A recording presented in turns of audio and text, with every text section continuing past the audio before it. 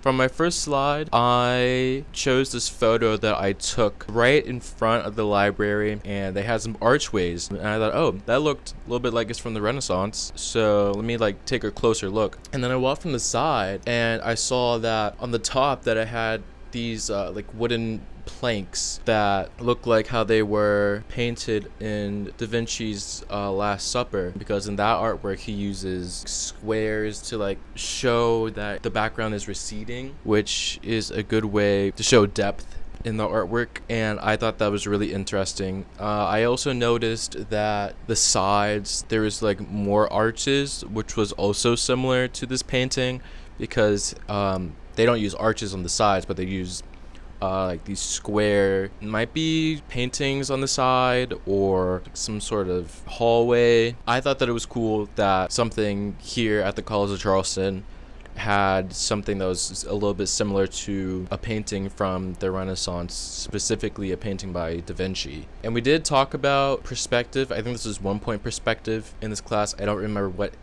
specific lecture it was, but we definitely talked about it in class. Like, there's no way we didn't. For my second set of slides, so this is question 2, I chose the Inferno, Canto 18, I think that is, by Sandro Botticelli. Definitely butchered his name, but that's okay. Painted in 1480. And the reason why I chose this is actually pretty interesting. Let me grab my book for a second. My copy of The Divine Comedy is actually has the cover art by Botticelli, which I think was really interesting. I didn't know that he painted this cover until this project, and he also did the artworks that are in my copy, which is like super cool. So I saw that he made a painting of one of those cantos. This painting isn't in the book, but there is a version in my book that is very similar to this. That's why I chose this artwork. The song that I chose is like the first 7 minutes of Gustav Mahler's Symphony No. 1 in D major. Don't know how to say the actual name, but I remember listening to it over the summer when I was like really trying to get into Dante's Inferno, to like get the feel for it. And I found this. It's like, oh my gosh, it literally feels like I'm walking down like the rings of hell, or like the circles of hell, or whatever.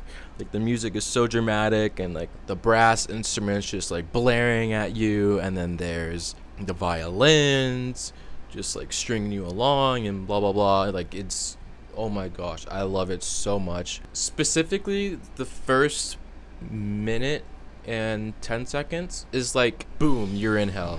Like the blaring, just like trumpets and all that, and like the, I don't know what other brass instruments, but all that just at you. I think that was really cool. And then like you like look around, and then you just see all these people being like tortured in different ways, and I think that would be also good for the section minute 12 seconds to 3:14 of just like looking at the people and like how they're being tortured for their sins, and all these other elements of the painting. And then we get to the top part of the painting, and then the right side of the painting. Like, if you're looking straight at it, it'll be on the right side, and it's of Dante and Virgil looking at them. And I thought that corner, and think those two sides of the painting would be good to like focus on while listening to sections 4 minutes 52 seconds till 6 minutes and 35 seconds, because those are more graceful and not as aggressive, and like they're not being tortured at all. They're more just observing. I think it's such a difference from the tortured to the observer. And like those two parts, the song are also pretty different. Like, you have the really aggressive part, and then the more like lighthearted, dreamy part. And I thought that was really interesting. That's why I thought that song was a good fit for that painting, because there's differences in the song, and there's also differences in the painting, which I thought was super interesting. So for question number 3, the marketing ad I chose to do was a makeup ad, and I thought that it would be pretty fitting to use this painting by Francesca. The painting is Bastia Sofsa. I don't know how to pronounce it, but it's a painting of the side profile of this woman. She's probably married to somebody rich because it's showing off like her jewelry and like her hair that she got done, and she's like has makeup on and all that.